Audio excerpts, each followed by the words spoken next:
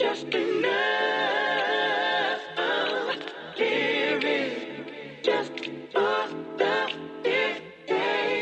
Living just enough. Living just enough. Yo, I used to sit back, wish that.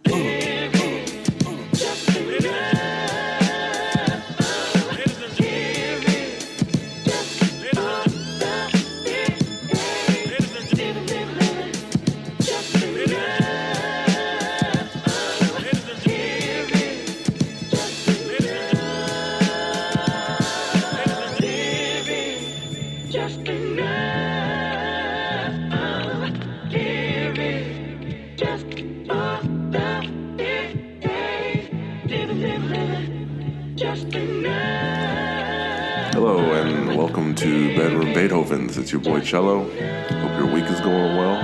Thanks for tuning in to yet another episode of the podcast. I am on episode 9. And here's a fun stat.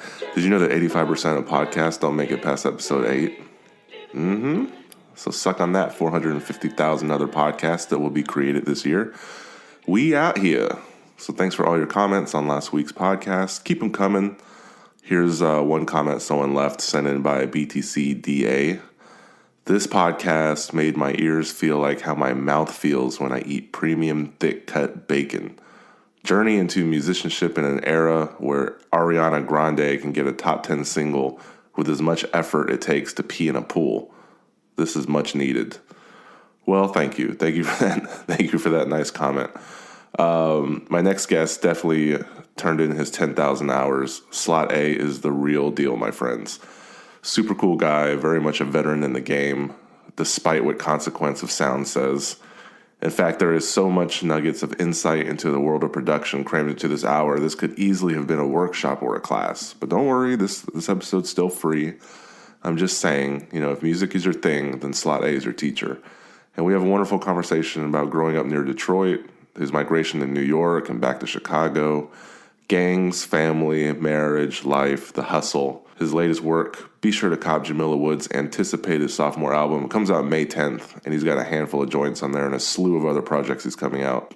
I think that's it, man. Follow us on Instagram, Bedroom Beethovens. Same for YouTube. Twitter is Bedroom Beat Pod. That's Bedroom BEET Pod. Leave me a comment on iTunes or Apple Podcasts, as they call it now, and I'd appreciate it.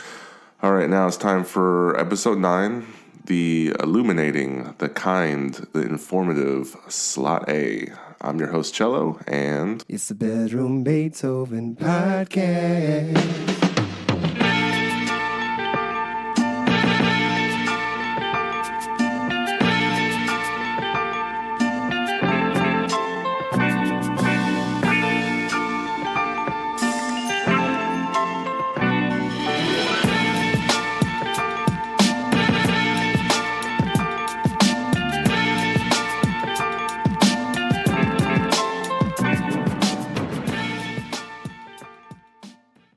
Hella small world. That's crazy. First and foremost, man, happy first wedding anniversary. I know it's somewhere around this time. Yeah, thank you. It's going to be on the 24th. It's an interesting time. It's a weird time too. But my father, who is the reason that I kind of got into music, I guess his death was his death anniversary, and it'll be the 25th year that he's been gone. Will be the 22nd, and then our wedding date, our anniversary for that is the 24th. Oh, okay. So was that intentional to have like something beautiful next to something that you can kind of remember, or it was just a coincidence and just how the dates lined up? Initially started out that way because we were either going to do it sometime around my birthday, which is around Memorial Day, and then we saw the price jump. And so I was like, you know what? I get a chance to celebrate something new, and that isn't necessarily always a sore spot. Like normally how I know what's going on in my life or where the year is my mother's birthday, which is the top of the year, which is New Year's Day. I know spring's getting ready to happen around the passing of my father. I know summer's getting ready to be here by my birthday. And then I know things are wrapping up around my brother's birthday, which is the end of November.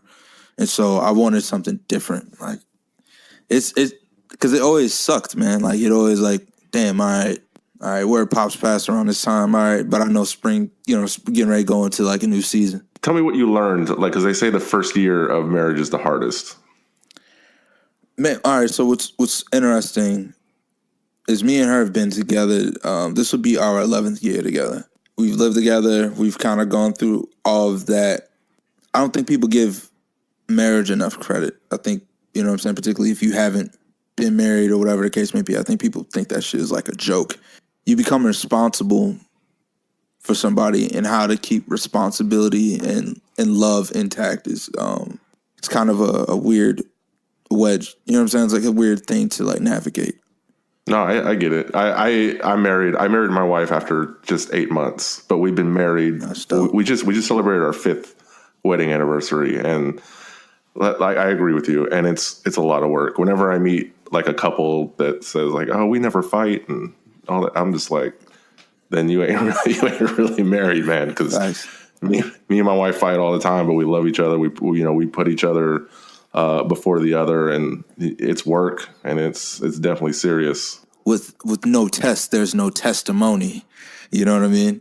And that, I feel like that's how relationships kind of work and flourish. Like, yo, you should be tested. Tell me about like aligning with women, whether it's like Ness Heads or Jamila Woods, because I know you feel like karma kind of corrected itself by making your wife an honest woman. And this might be a selfish question because I'm married and I'm actually raising 2 daughters myself. Congrats. And I feel like you have some. Thank you. I feel like you have some wisdom you could slide in my direction, because I can't really reach out to my immediate friends and kind of share that same mindset. And I feel like you kind of get me in that sense. You know what's crazy? And this will backtrack a little bit, but I've been pursuing music since I was about like 15, 16. I'm 32 going on 33. And I went through a real lull in my life where I was in place. I was doing the things that you think, doing music is, or, being able to provide for yourself or whatever the case may be. But I think the illest thing in that, I think everyone kind of tells you like, yo, get married.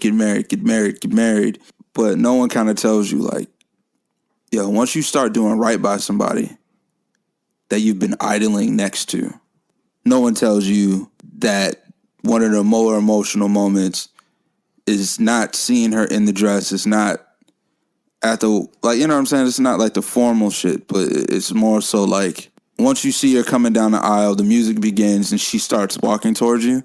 Oh shit, this is real. It's not a game. All right, cool. And then, it's not like you ever stepped out or anything like that, but it's just like the priorities change. You know what I'm saying? Like I was so focused on doing this just for me, like I didn't necessarily always factor her in properly or as good as I should have. And so once that day hit and then we kind of went on, it was dope saying like, oh, who's this with you? Oh, that's my wife. That clicked for me. Because before I kind of avoided working with women. If we're being completely honest, I'm not trying to get, you know what I'm saying? Like, I'm a straight male. I'm not necessarily trying to get at your loins. I'm not trying to, I can't slide you a beat for this or, be easily manipulated into something silly. But I had a wife to be responsible to. So it made the other relationships a lot easier. It was like I felt like it was like a cleanse. When you become a man of a certain age, I'm with you. I'll be honest. I didn't do right by women. I was a misogynist. I bought girls drinks, not because I wanted to quench thirst, but maybe I wanted something out of them. Facts. I didn't always respect them the best I could. But I'll tell you this, that when I proposed, I was ready, and I felt like I was ready. And I'm really glad to hear that, because even in your early 30s, you're progressing as a producer, and you're still growing and getting better. And we will get into like the Jamila Woods stuff and all that, but if you don't mind, we'll go back to the beginning. I know you kind of grew up in the Michigan area, and that's kind of in Ann Arbor, but that's kind of less than like 40 miles from Detroit. Facts. All I know about Detroit is like Dilla and 8 Mile. So could you paint me kind of a picture growing up in that area from your personal experience? I grew up in a small city called Ypsilanti, Michigan, right next to Ann Arbor, Michigan. They're sister cities. It's if you sneeze, you're in the city. Like a breeze will push you and you're in Ann Arbor. So I grew up in that primary order. It's like you said, it's about 40 minutes away. My mother grew up in Detroit. All of my family on her side is in Detroit. Okay. I would spend holidays, summers, going out to Detroit, hanging out with my cousins, staying with my uncle. I didn't really get a chance to get into it culturally until I got a lot older. And then, like you come there for family holidays, 4th of July, Belle Isle, but it wasn't really anything substantial. It wasn't like you were there for weeks.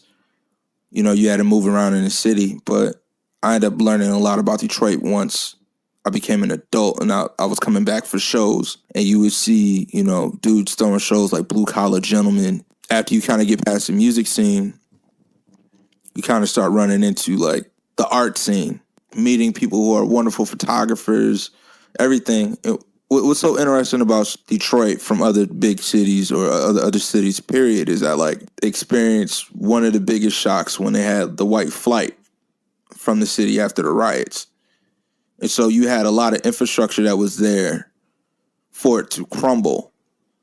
But you end up finding out like, okay, people are going to make things work here. They'll tell you something like, hey, man, we're going to go to Marble Bar. And Marble Bar is one of the more beautiful venues internally.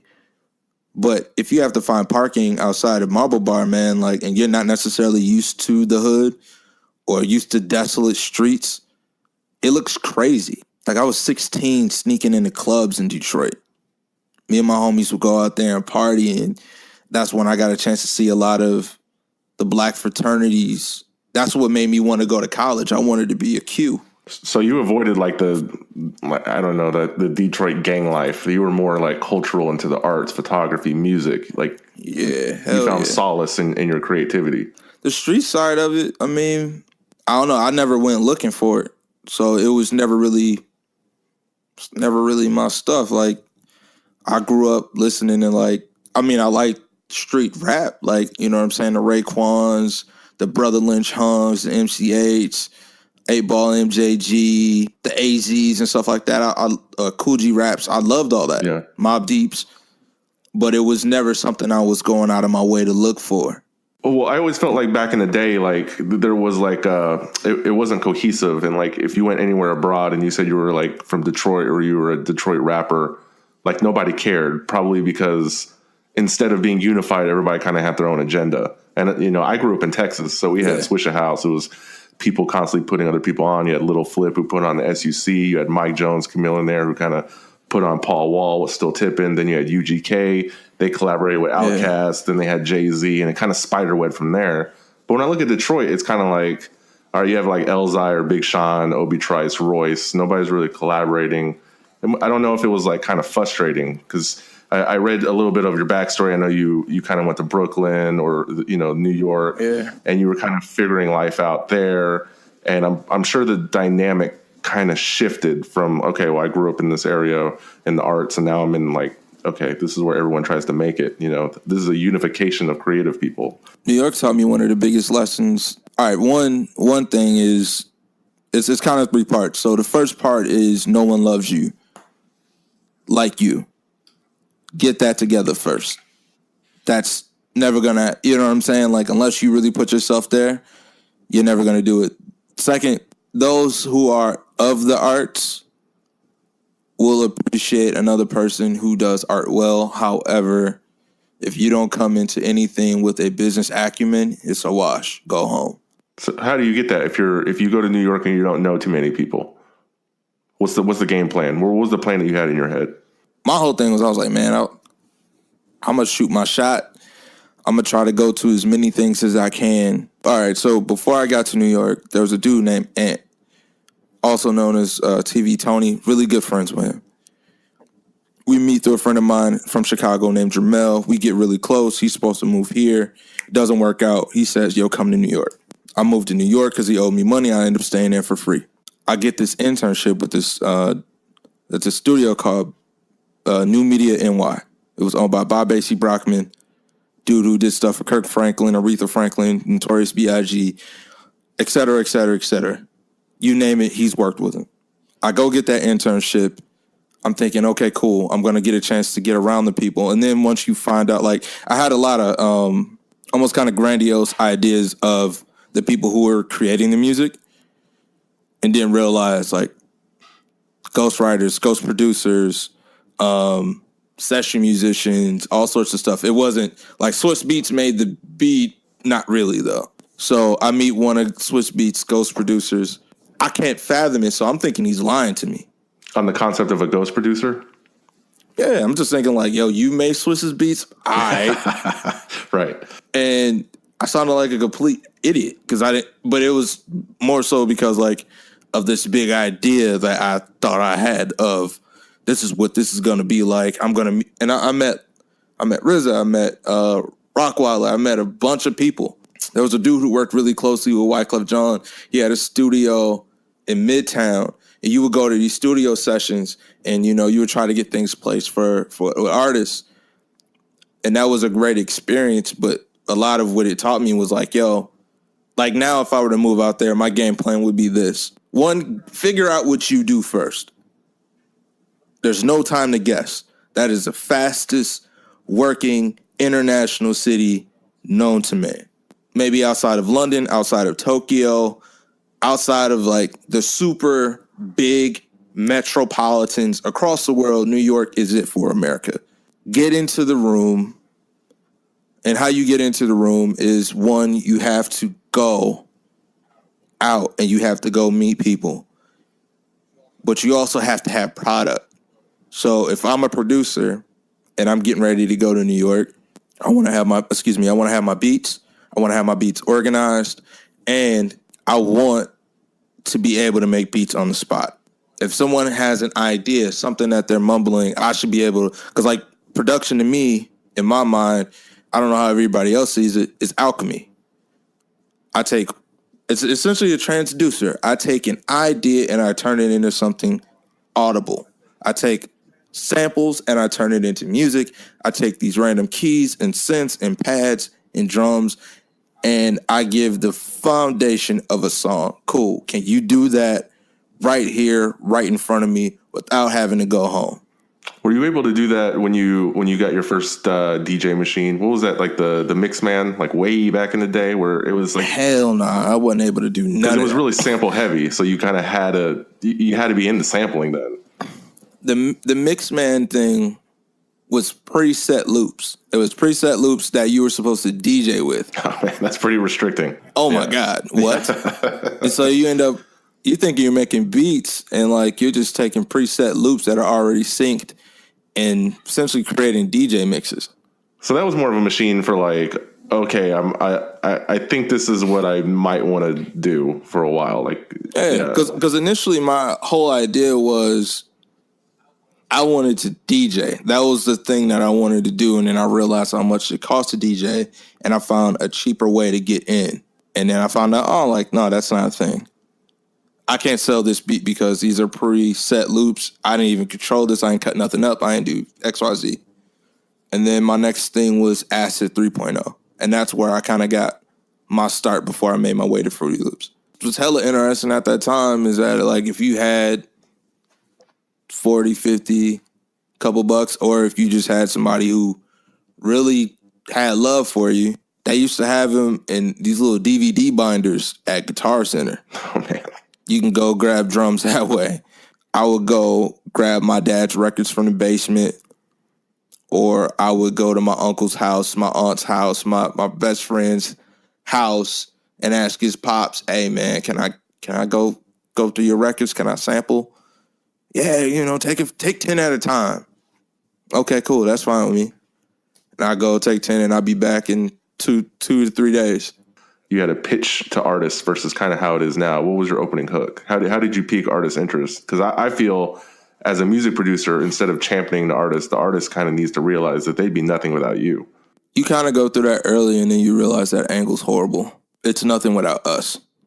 You have to think about the modern day rapper.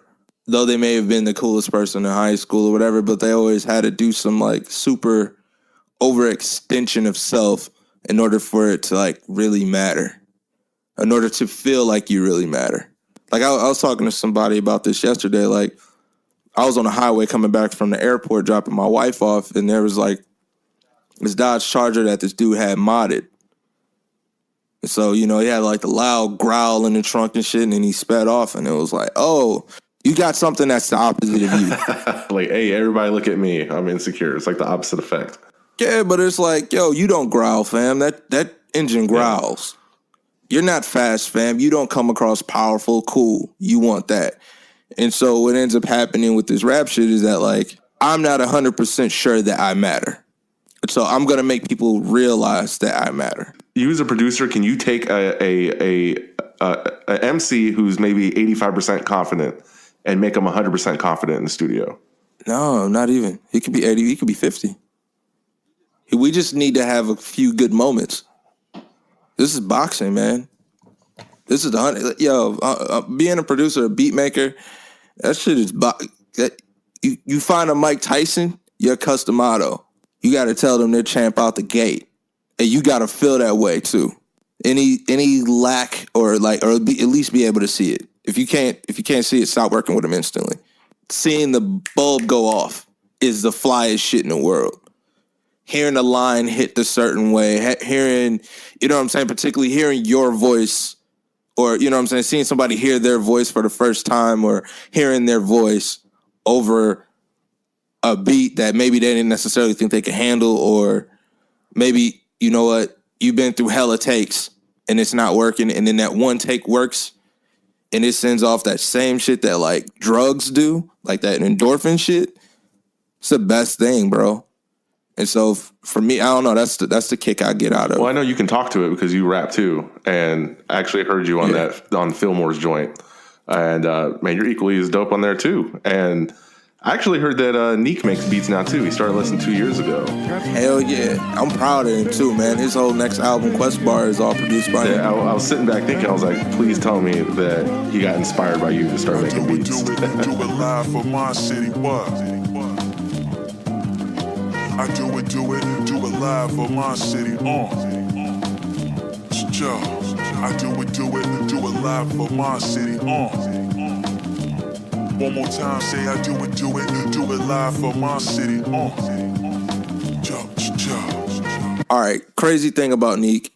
So when he told me he wanted to get into production, one of our homies, Custom, was selling an MPC, like MPC 2000 XL, and he was wondering what he should get. And I was like, hey, man, go ahead, grab a 2000 XL, start with something that's super limited, and then go grab your Abletons and shit later. Figure out how to make donuts first.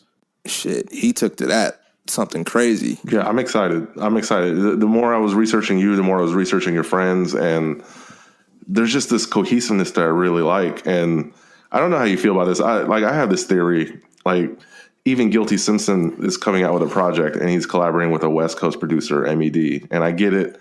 Like, MED's fire. He's great, and I know people are going to groan when they hear this because the internet has allowed people from all over to collab. But it's like Motown Records it departed Detroit for LA in the mid 70s. And I feel like there's been this rift or this grudge even 40 years later. And that's why I like the joint with Fillmore, because it reminds me of when like David Banner was putting out albums with Mississippi in the titles. I just think we need more of that. I like that you collab with Jamila Woods. I like that Chicago is hugely attached to the young Chicago authors. I know that Saba puts Chicago on his back. You work with Atu, Gerald Walker. They're all Chicago artists. And I see this trend here. Like, yo, I'm slot A. I'm going to be the Chicago hero. I'm going to boost artists in my community.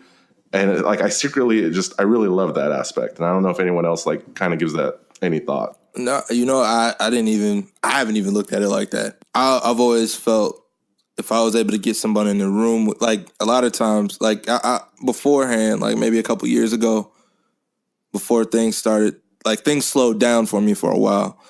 I had fallen out with artists. My other homie, Ad2, who I was executive producing his projects, they got signed to Ninth Wonder. And so that only thing I was really needed for at that time was, just the engineer. And so, Was there a strong, was he like in a chokehold to only work with people on Ninth Wonders? no, but it was more advantageous to. And you're very understanding of that aspect because you kind of get the politics, or it's, do what you got to do. I wasn't as understanding of it as I am now. I didn't understand it as much then as I do now. You know what I'm saying? At the time, like, I'd be lying to you to say that I was totally fine with it before. You know what I'm saying? Like, I understand the play. I understand what needed to be done. Like, okay, cool. Solidify yourself and then show them what you're capable of and then bring in whoever you need to enhance whatever else. You know what I'm saying? So I get that much. But yeah, I'm sorry. No, it's just like, I'm learning as well. And like, I've interviewed producers so far on this podcast that feel slighted even when an artist doesn't use their beats. So I'm just trying to learn human behaviors. I'm trying to learn behind the scenes, and I'm trying to learn how people navigate through the business. So I'm not trying to bring up any dark moments. I'm just trying to understand from a business standpoint. So I appreciate No. It's not even, it's crazy. It's not even a dark moment. It was a learning moment. You're also talking to somebody who worked at Apple too. You know what I'm saying? I worked at Apple for about 4 or 5 years. And that was amazing. Yeah. One of the things that you learn at Apple is, one, to assume positive intent. Second thing is that you're not necessarily in control of everything, and you can only give so much before you have to pass something along. As you know what I'm saying? And this is kind of where the whole invest in women thing for me is. As men, we are territorial. There's only so much space that we can have together as we get older because our responsibilities change.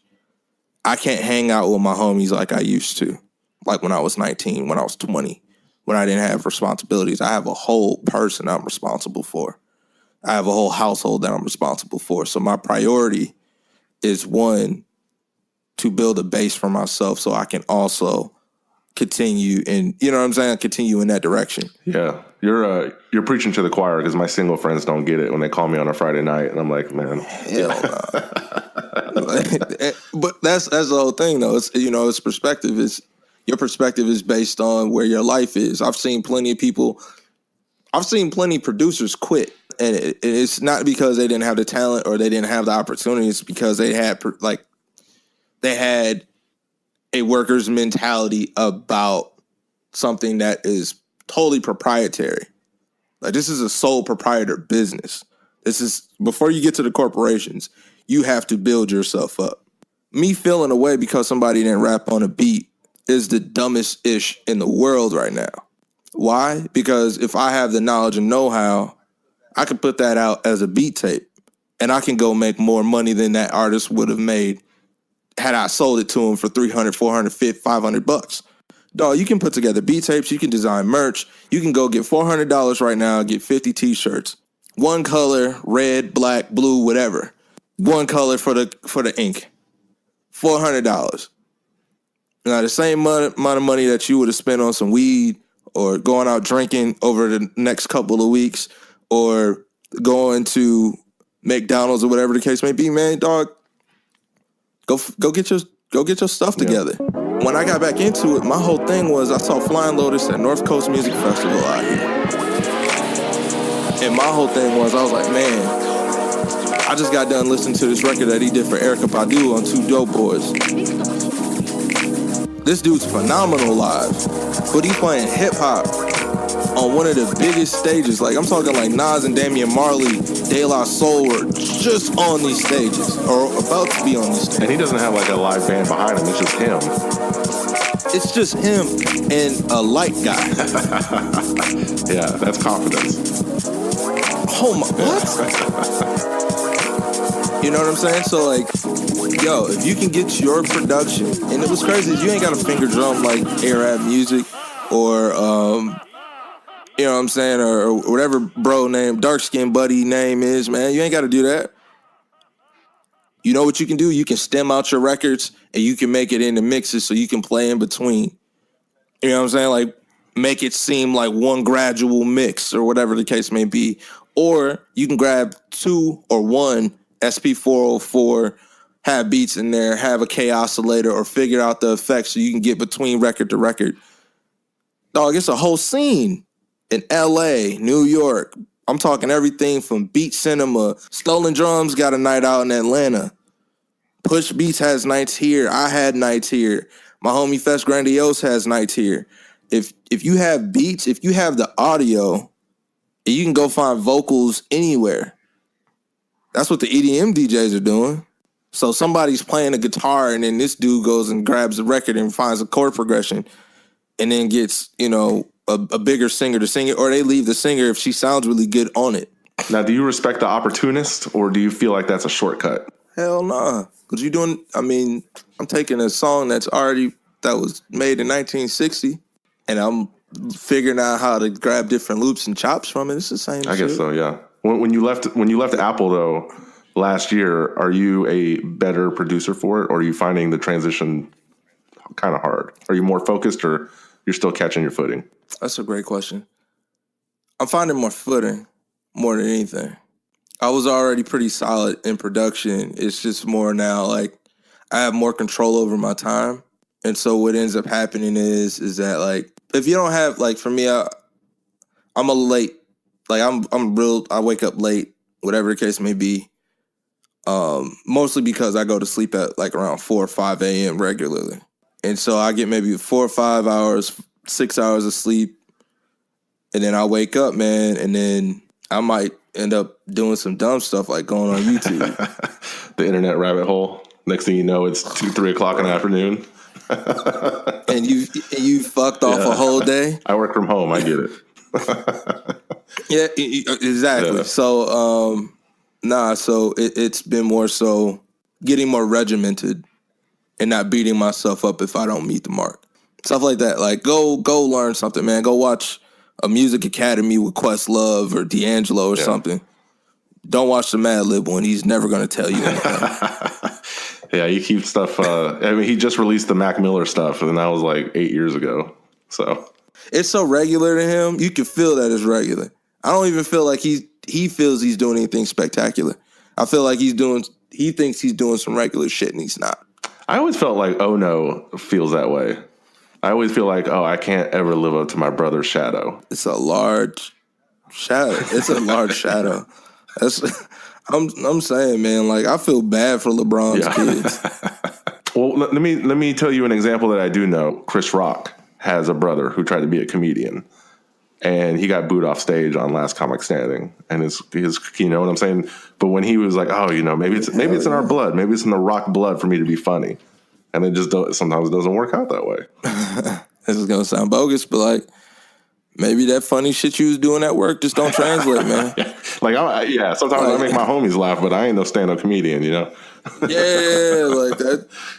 But you also find that out with production too. Like, man, you know, some of them donuts you made at the crib don't really translate, man, to songs. One last thing on the Fillmore Green. By the way, do you know that his name is an acronym? Do you know what his name stands for?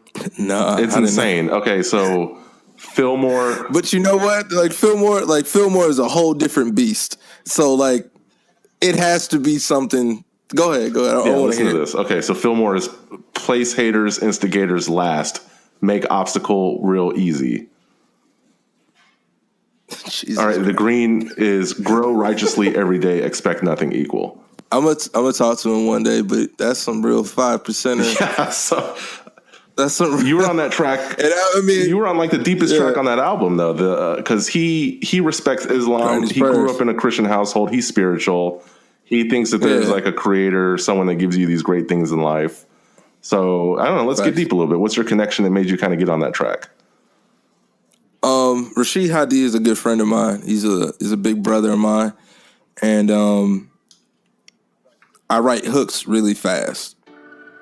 And so we had been doing it for a while. Me and Neek had been doing ill raps, and you know, he had other people, and so he hit me up and he was like, "Yo." Or shoot, he was just working with Neek, and you know, hey man, what you think about this for a hook? Nah, hold up, give me a few seconds. Okay, cool. Let me go cut it, and then I'd write it really fast, and so. Solid gold wrist glow, my niggas kick dope, so you should speak soft. You keep nerves around. Eddie Winslow, the type of niggas talk loud and act too retarded when shit shake even through rocks at the Lord. The fear falling coming soon. Fillmore's voice is phenomenal. So before you get to the content of what he's saying, he sounds fucking phenomenal. Like, there's a part of me that feels like Fillmore could say, like, buttered toast, uttered most, and it'll sound tight as hell with him saying it. Right. You can't, you know what I'm saying? His voice cuts through, and so when I actually started listening to some of the stuff he was saying, let me just do a hook to this. I listened to the record for like about 30, 40 minutes, and then the hook came, and then I cut it, and I sent it to them, and they loved it. However, the hook that y'all hear now, word for word, isn't every word that, you know what I'm saying? Like, so he had like an idea like, hey, man, can we just omit this part right here? Can we change this? He had some, you know what I'm saying? Like, Fillmore is a beast in terms of like the way his thought process is, how he writes, how he envisions songs. This is one of the only dudes that I know who will just sit there and think, almost kind of like the stories that they had of Biggie. He would sit there and think of the whole song, not have it written, and then he'll just hear the right beat for it, and then cut the whole thing first take. Nah, man, Fillmore's. I just can't get over that. You're like, now I'm learning that you're a songwriter. You're a DJ, rapper, producer, songwriter. Like, shit, man. Can you use a unicycle? Do you juggle? Like, what can't you do? That's amazing. Man, you know what I'm starting to get into next, and I probably need to chill out. Is photography and videography. That's the next thing I'm so you can do your own cover art now. Man. Well, what I guess, we want to talk about it because, like, I got this, like, newfound slot A with his new perspective on women and working with women and, like, the amazing sounds and production that you're going to be creating in your 30s with this new outlook. Let's talk about the Jamila Woods. I think you produced Zora, which you actually shot a video for, correct? Zora, Giovanni. I executive produced the project, and then I produced 10 out of 12 records that will be coming out May 10th. Well, help me, because like I don't know as much about the process, but I watched the video, and in the video, she's got a live bass, guitar, drum. Did you help compose a beat, and they just brought it live with live instrumentation, or that was you? You might wanna hold my comb when you find out what I'm made of. There must be a reason why. There must be a reason.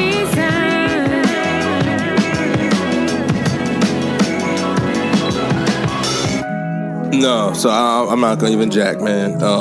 They essentially there's the record Zora that essentially they went ahead and replayed, but they also added things that will add like a really crazy live element to it. Some of the musicians that she has, like Ami and Matt, are ridiculous. Like, you talking about like corn-fed gospel musicians, jazz musicians, all in one place, man. So they did their own interpretation of that record, and it turned out phenomenal. Working with her showed me that, like, you could work with somebody who doesn't have a massive ego.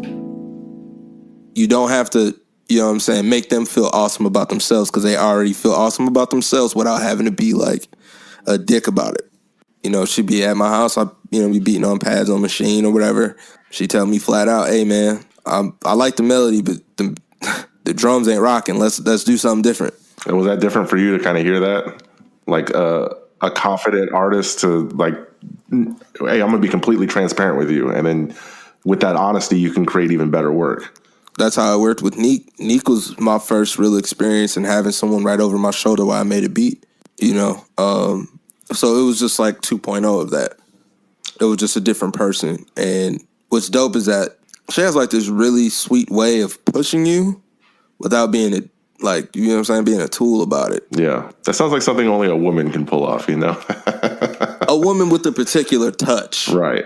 She has a amazing love of self, and so it's easy to translate and communicate that with somebody else. I was reading about the album on Consequence of Sound, and they wrote an article about her new album, and it said that she was working with a rising artist, Slot A. And I was like, come on, rising artist? Like maybe in 2007, you know, it's like you do your 10,000 hours and people think that you just popped up overnight. Well, I mean, shit. Yeah, that's all I can say about it. It's you know, it's crazy. I saw that and I was like, fuck it, you right. I'll be rising all day. Let's go. So shit, yeah, I'm a rising artist. I'm close to my my 300,000th hour, but shit, I'll take it all, man. Fuck it. You find me when you find me, you know? Yeah, I'm trying to reach out to you before you get way too commercial and you stop answering your tweets. Well, I'm a big fan of yours because you believe in karma, and not in the literal sense, but in the sense that, you know, if you just do right by people, good things will happen to you. And I feel like that's one of those lessons that you only learn, like to be kind to somebody, to do right by someone, when you kind of experience the opposite firsthand. Yeah. You know, so what are some pet peeves you have working with artists? Like, hey, yo, Slot A, let's work together. Here's my number, but you never hear from them. Like, is there a lot of fake relationships you had to deal with? Maybe, you know, first and foremost, because the music game's a business, I guess. I'm not gonna lie to you. I'm very black or white on people. I either really love you or I don't fuck with you. Normally, for me, it becomes a thing of I try to find what I love in a person first.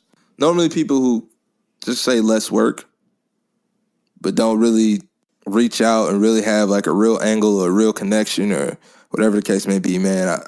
It's no offense to them. Like, they're just trying to reach out, but a lot of times I end up ignoring shit. Yeah, I took a lot of pride in you answering me back, and you were even so kind to like invite me inside your personal space in Chicago. You're like, hey, come up to Chicago. We'll talk in person. And that it meant a lot because I knew you are kind of a black and white person. So whatever you saw in me, whatever you saw in the podcast to give me your time, I just want you to know it's appreciated. Every time someone is taking a chance on me, anyone, you know what I'm saying? Even if I was in a better situation or whatever the case may be, when someone decides like, you know what, man, I'm gonna give my time. I'm gonna really, you know, the equity that I could give to you to help you be great and to help me be great at the same time, man. Like, hopefully that makes sense. And then hopefully at the end of it, we can look back and, you know what I'm saying, when we're having the next album or the next circuit, you know what I'm saying? Like, you, at least for me, my whole thing is I just want to build allies. Well, not so much that, but you haven't become jaded on the industry and you still believe in the literal sense of just do good things and do right by people, and you have a good work ethic. And I mean, look at you. I mean, it's a good year for you so far. Man, it's been a godsend so far. I'm not going to hold you. But it's just starting, and I also don't know where things are going to go this time next year. God willing, it keeps going upward. You fuck with who you fuck with, man. And sometimes you just see something like, okay, cool. Every time somebody's taking a chance on me, when I was new at something, even if it came out bad and they still had, you know what I'm saying, the compassion to say, hey, man, you know what, we'll try it again. They've always, one, either became an ally in what I was doing, or, you know, because that's what I'm saying. Like, this thing is about leverage. So your leverage is really your recommendation. If I'm not mentoring somebody who's younger than me, or maybe just helping people see the way that maybe they didn't see for themselves, you know, because, you know, it's different when, you know, you might be an intelligent person, but you might not see the vision of what your intelligence can do. So you might not give yourself the full amount of credit to do it. Yeah, when you were talking earlier in this interview, I was like, man, this is almost like a TED Talk. I should charge people for this episode. There's like so much good nuggets of information. So I'm going to do my part. I'm going to share, like, I know you shoot those like Twitter videos. I made a comment on it. I just love the creation process of it. Thank you, man. And hopefully you'll come back to the show, you know, when all these labors bear fruit, and it's going to be a great year for you. The Jamila Woods joint, May 2019. Yes, sir. I mean, I got 10th. Nothing but respect for you, man. May 10th. And that's the day after my birthday. I'm going to remember that. And, right on, man. Yeah. Right on. Happy birthday. Happy early birthday, man. I'm going to definitely make sure to save that one in the phone. One of the other things that you learn in sales is that people come, like in Chicago, I know it's probably like this all over the world, but Chicago, it's really serious to have a guy, to have a plug, to have a person that you can go to. Now, there are thousands of people out here, millions of people out here in this very city, right? However, having that one person, that comfort that you can go to every time changes in a shopping experience, particularly if they're in the front of your mind and you already know. You don't have to go through the whole, like, you know, the BS of, you know, trying to figure each other out and, you know, how, like, okay, cool. Me, you understand each other. We know we play by the same rules. We can talk about things a certain way. You know, that level of comfort. And that just helps with the process. Holy shit. Does it not? Yeah. Like, having that in the front of your mind, hey, I want to, like, your whole purpose is to serve, if we're going to go on some spiritual stuff, right? But in order to serve, you must understand the person that you are serving and what you are serving. So a lot of that is, I have to give you a certain level of comfort first. I have to make you comfortable in a certain space that, hey, you know what? We're struggling with drums on this one. Or like exactly what happened with the Granny's Prayer record. Rashid knew I could do hooks because me and him had a great relationship. So it was almost to the point where when we were working on certain things, particularly if it was like miscellaneous or Lucy's that we were getting ready to throw out, he would hit me and be like, hey, man, you got the hook? All right, cool. Go do your thing. And he wouldn't even look at me while I was recording it. He just had that much trust. So that's the leverage. And that's going to be like one of the pillars of the mentorship. Hell yeah. You got to. Well, I'm going to do whatever I can to promote that, aid that, you know, anything I can do. I'm not going anywhere with this podcast. Oh, no, you going some places. You going to big places, man. Don't tell them that. Yeah, I'm going to keep at it. And I know Fillmore's releasing the vinyl, or he's going to announce the vinyl tomorrow. Yes, sir. So, I mean, you're going to be on wax at least twice this year. Oh, yeah. So I'm going to tell people to go to that. I'm going to pick one up myself. Man. And let's both have a good year, man. Absolutely, man. High five to that. Absolutely. Air high five all day, man. I got you.